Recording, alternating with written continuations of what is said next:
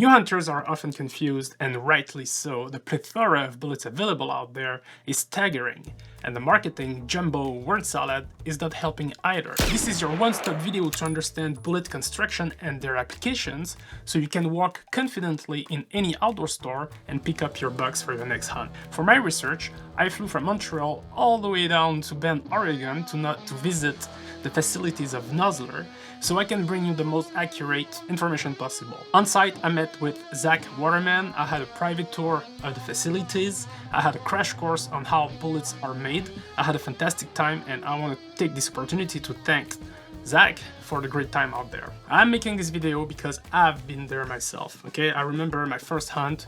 I went into a store, I didn't know what to buy. I bought a couple of boxes. I went to the range, and I picked up the most accurate box of the lot for my hunt.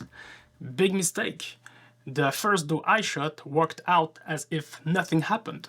The bullet I used back then was Remington match. Poor decision, even though it was the most accurate box of the lot. And here's why. Bullets construction matter. But before we get into that, let's understand how a bullet actually kills, okay?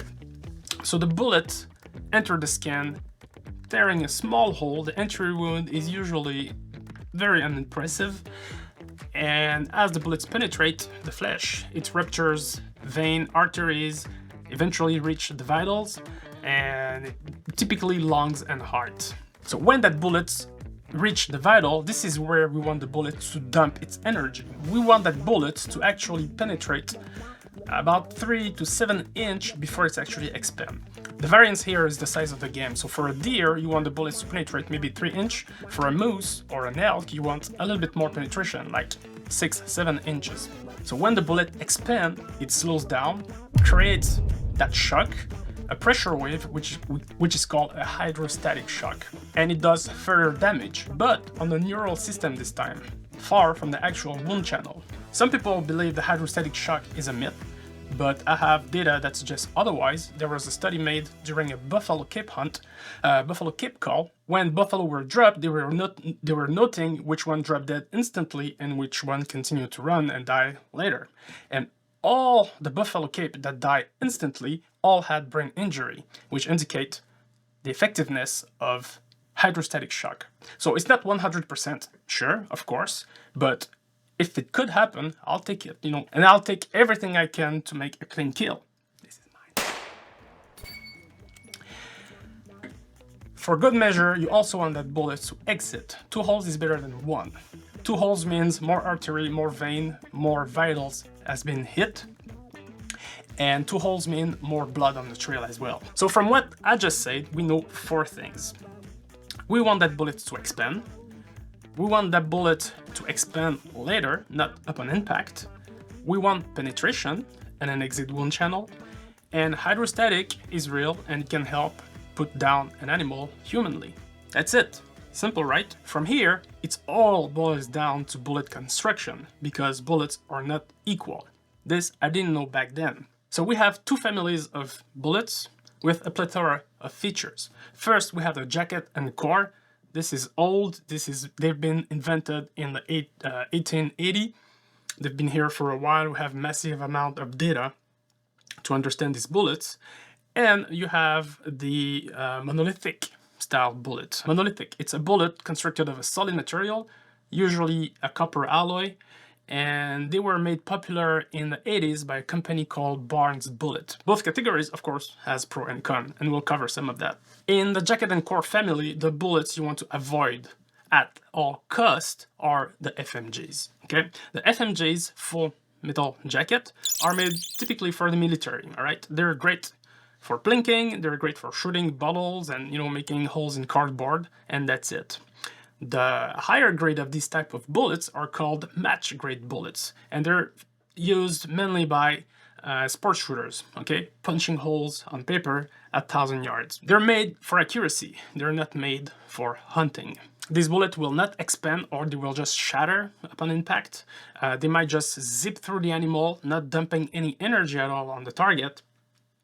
And all the energy will be dispensed on the mountain behind. They will leave a tiny wound channel with no hydrostatic shock. Then you have the hollow point, okay?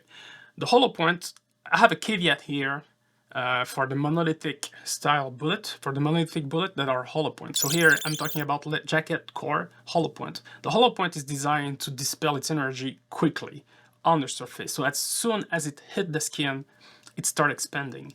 For big game, this is not ideal. We want that penetration. So the hit impact could be impressive, but there won't be much penetration to reach the vitals.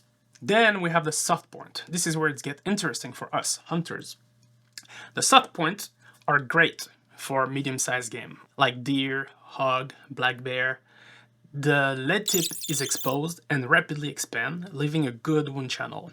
But other feature added to the soft point will make it even better. Lead, being a soft metal, has the tendency to disintegrate upon impact. So antimony is added to lead, a new lead alloy, to harden the core and helps keep the bullets together and have a more controlled expansion, so the bullet don't shatter on impact. Another typical problem that we also have is often you will have jacket separation. That means the lead and the jacket separate as it hits the animal. This is not good because it means the bullets has shed too much weight and will not have the intended penetration. To fix that, the manufacturer has devised a process to chemically bond the lead and the jacket and the cord and the copper jacket. The result is a bullet that holds together, core and jacket glued together, and they're called bonded bullets. Some bullets have a tapered jacket, and that tapered jacket, because it's thicker at the base, helps maintain the core together so it doesn't just shatter and prevent that jacket separation that I was talking about.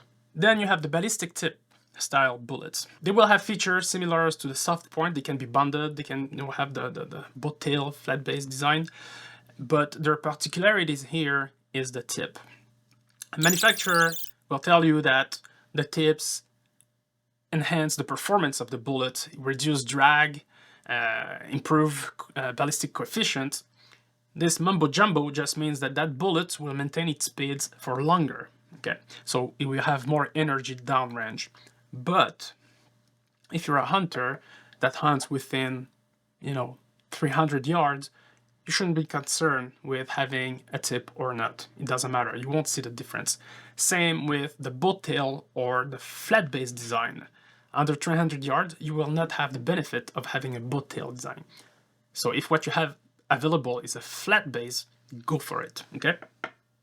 So the true benefit of the polymer tip, okay, that we have in front of the bullet is actually to help the expansion. As the bullet hit the animal, that tips will recede into the bullet, initiating the actual expansion that we need. A group of bullets we can't ignore are the partition style bullets. Okay, partition bullets are Nozzler's own. They invented that. Other manufacturers have their own specific name for it, like the A-frame, I think, from Swiss.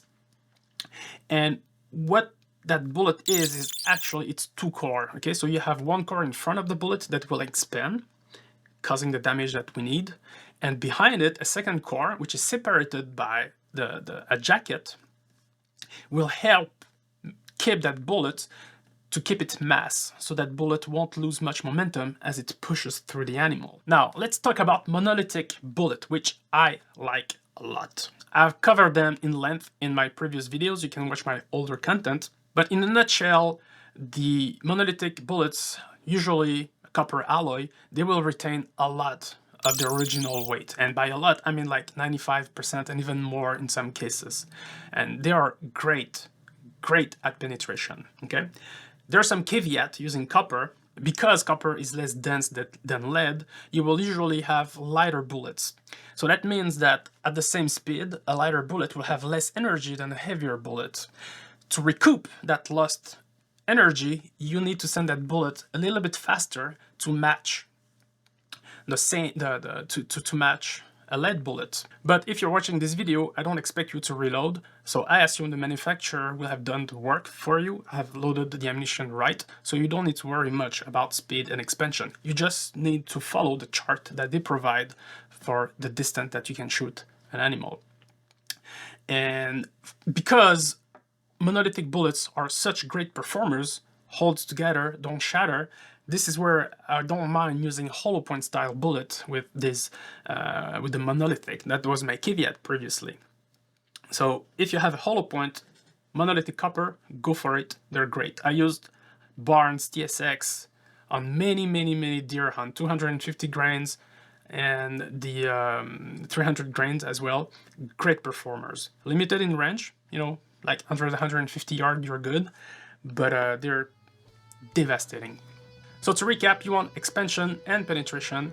You want to be wary of the distance at which that bullet will perform for the expansion. Soft points are great for deer size game, hog, black bear.